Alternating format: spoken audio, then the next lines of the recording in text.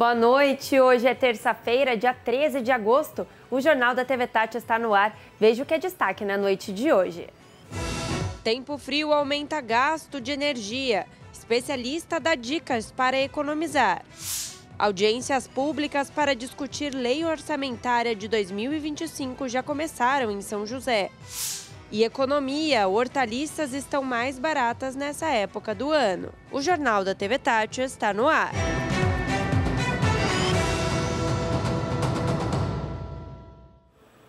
Desde sexta-feira passada, a frente fria causou uma queda brusca das temperaturas. Segundo a EDP, empresa de distribuição de energia, nessa época mais fria, os consumidores precisam se atentar para economizar durante o uso e não levar um susto no fim do mês. Essa sim é uma imagem que literalmente aquece o coração. Um banho quente em um dia frio é bom, não é? Mas tudo que é demais... Bom, nesse período os vilões são os aparelhos que têm resistência elétrica, como chuveiro, aquecedor, são aparelhos que aquecem de alguma forma. O chuveiro elétrico, nesse período, as pessoas usam por um período maior, já naturalmente vai ter um consumo maior e também numa temperatura, né? Ele está programado para uma temperatura maior, então mais tempo com mais potência, e isso vai gerar um consumo maior. O valor pode mexer no seu orçamento mensal. Dá uma olhada em como é feito o cálculo. Uma família de 4 pessoas utilizando por 30 minutos, isso deve dar um consumo aproximado de 82 kW, que representa, sem impostos, sem tributos, aproximadamente R$ 60 na fatura de energia. Então é um consumo bastante significativo, né, considerando o mínimo necessário para um banho. Além do cuidado com o chuveiro, é preciso também ter cuidado com outros eletrodomésticos, que podem puxar mais ainda a energia sem necessidade, pelo menos agora no inverno. O principal é reduzir o tempo de uso, né? Então usar de 5 a 8 minutos. Se possível, utilizar o chuveiro durante o dia, né? E na posição verão, que só isso já dá uma economia de 30%. Com esses hábitos ou com essa postura, provavelmente vai ter um consumo menor do que deveria ter. A geladeira normalmente consome em torno de 25% de uma residência. Nesse período, é importante o quê? Reduzir a programação ali do refrigerador, né, para que ele trabalhe menos, né, que ele não tenha essa necessidade de estar na potência máxima ali. Então, fazendo isso também vai trazer uma economia para esse equipamento. E até quinta-feira, as temperaturas devem continuar mais baixas. Algumas cidades registram 5 graus nas primeiras horas do dia. De acordo com o IMET, o Instituto Nacional de Meteorologia, a umidade do ar também deve ficar mais baixa. Por isso, é importante ter atenção redobrada com a saúde nesse momento. Vamos ver então como ficam as temperaturas em algumas cidades aqui da nossa região. Em Taubaté, a máxima de 26 graus e mínima de 6, com muitas nuvens aí durante todo o dia. Paraibu, na máxima de 24 e mínima de 5 graus. Ubatuba, máxima de 22 e mínima de 9. E Santo Antônio do Pinhal, na Serra da Mantiqueira, máxima de 22 e mínima de 8 graus. Esse friozinho deve passar ao longo da semana. De acordo com especialistas, as temperaturas devem subir de forma gradativa.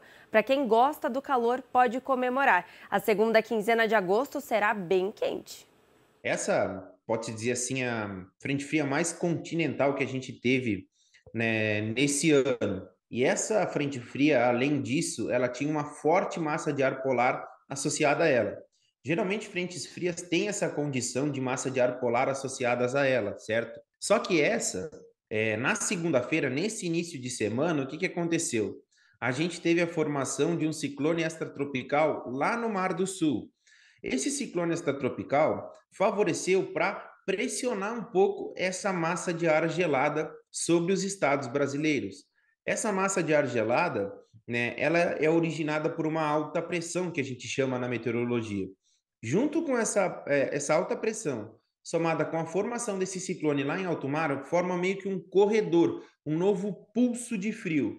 Isso empurra esses ventos mais gelados de maneira mais significativa e pressiona ele sobre os estados aqui do centro-sul brasileiro e boa parte do sudeste. O Vale do Paraíba não foi diferente. A gente continua com essa situação, né, dessa pressão desse ciclone nessa massa de ar mais gelada nessa quarta-feira, mas eles devem começar a se mover já de maneira um pouco significativa, né, em direção ao Atlântico. Geralmente, esse ciclone migra lá para o centro do Atlântico e essa massa de ar mais gelada que está sobre o Brasil começa a se deslocar também, né? Então, ao longo dos próximos dias, a gente deve ter as temperaturas subindo gradativamente, mas vai ser meio que gradativo, tá?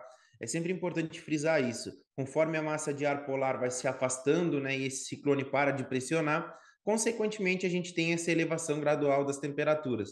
As tardes, principalmente, vão ficando mais quentes. A gente está com essa primeira semana de agosto mais fria, assim, bem parecida, inclusive, com a primeira semana de julho. A gente já está vendo que, a partir do domingo, as temperaturas voltem a se elevar de maneira bem significativa.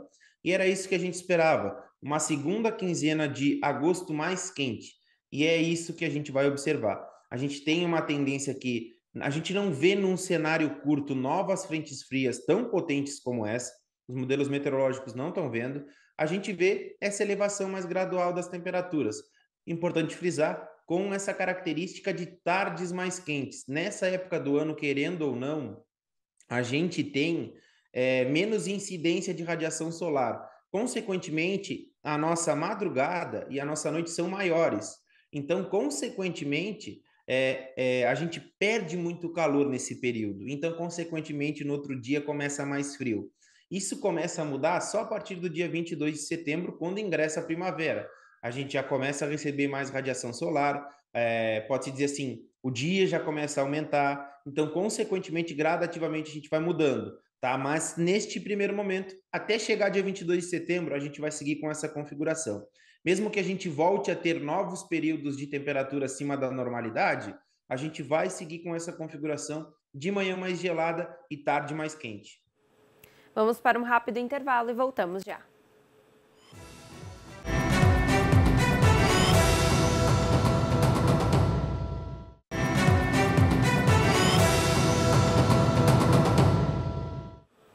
O INSS, Instituto Nacional do Seguro Social, começou a convocar as pessoas que recebem o benefício de prestação continuada, o famoso BPC, e precisam se inscrever ou atualizar seus dados. O processo faz parte de um pente fino do benefício anunciado pelo governo federal.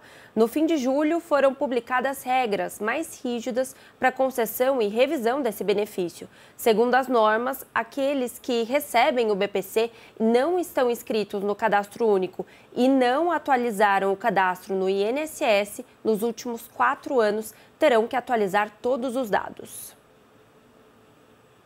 A USP, Unicamp e o Centro Paula Souza estão recebendo capacitações rápidas relacionadas às áreas de línguas, computação, administração e logística. Além de cursos nessas áreas, há muitas outras opções em diversos segmentos, com conteúdos dinâmicos que incluem, além das videoaulas, atividades interativas e avaliações. Qualquer pessoa pode se inscrever e começar a estudar. Há opções com menos de meia hora de duração e também treinamentos mais longos. Todos os cursos são ministrados de forma online e são de graça. Depois do intervalo, você vai ver que alguns alimentos têm sido muito procurados durante esses dias mais frios. É daqui a pouco.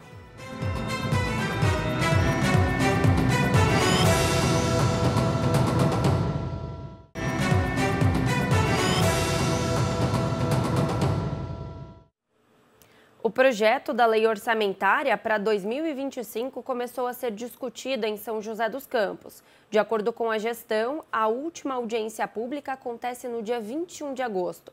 A audiência pública é uma oportunidade para que os moradores participem da discussão do orçamento da cidade, com sugestões do que pode ser incluído na previsão de gastos e também investimentos do município. Essa reportagem você está vendo no nosso site, o thmais.com.br/vale. Lá estão todos os dias, horários e locais das reuniões. Se por um lado há uma queda na procura de folhagens nessa época mais fria do ano, de acordo com o CEAGESP, outros alimentos como a abobrinha, o espinafre e a beterraba passam a ser mais procurados nos supermercados. As hortaliças são consideradas presença importante na mesa do brasileiro.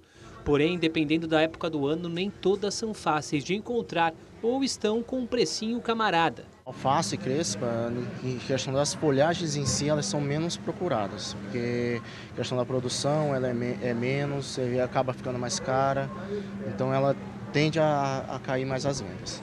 A época correta da colheita é fundamental na aparência e no sabor do legume e da hortaliça. Mas mesmo na baixa safra, há alguns produtos que não podem faltar no cardápio. Eu não deixo de comprar tomate, cenoura, alface e pepino, chuchu, mandioca, essas coisas, né? Essas coisas não pode faltar, porque é um legumes muito bom, né? Para a saúde. Couve também não pode faltar, né? De acordo com o CEAGESP, se por um lado há uma queda na procura das folhagens nessa época do ano, outros alimentos como a abobrinha, a mandioca e a beterraba passam a ser mais procurados nos supermercados. Na época do frio, o que é mais procurado são as verduras em abóbora, cenoura, chuchu, a parte de raízes, que no caso são mandioca, beterraba. Essa parte de raiz em si é mais procurada. Você está levando aí alguns legumes, né? A beterraba para casa. O que não pode faltar na mesa, principalmente agora no frio? Legumes, beterraba, mandioquinha, cenoura, batata. Uma sopinha, um caldo. Para fazer uma sopinha, um caldo não pode faltar, né? A mandioca é muito bom, né? Faz aqueles caldos lá de frango, né? Com frango. Nossa, fica tudo de bom, né? Lá em casa, os pessoal são gordinhos assim, por causa disso, né? Que eu mesmo gosto de fazer mandioca ali, né? Um caldo de mandioca, né? Eu gosto de fazer pão de mandioca, essas coisas. Aproveitar quando é a época da fruta, da verdura, né? Das coisas. Tudo que tem da época a gente tem que aproveitar, né? Coisas boas, né? Couve, catalonha, ervilha e espinafre são outros produtos que também estão em boa safra no mês de agosto e podem ser encontrados com preços mais em conta. A dona Sandra afirma que tenta conciliar um prato nutritivo com bons preços, mas nem sempre é fácil. Bom, filho, quem ganha salário mínimo tem que tentar fazer o diabo, andar de bambolê, né? Eu continuo comprando sim, porque eu tenho uma horta caseira lá perto da minha casa e eu não deixo de consumir, principalmente essas verduras que elas, quando você moe, elas têm a fibra que ajudam no intestino. Então o pessoal tem que comer, isso é necessário. O que está levando hoje? Hoje aqui eu sempre trabalho com uma sopa no meio da semana, então eu venho trabalhando com os legumes, né? Trabalho com as batatas, trabalho com a beterraba, trabalho muito com os tubérculos ali, principalmente mandioca, a batata doce você tem que consumir. Trabalho muito também com o gengibre. A gente vai tentando fazer isso, porque você tem que consubstanciar a B12. O jornal fica por aqui. Muito obrigada pela sua companhia. Fique agora com o SBT Brasil. Tchau e até amanhã.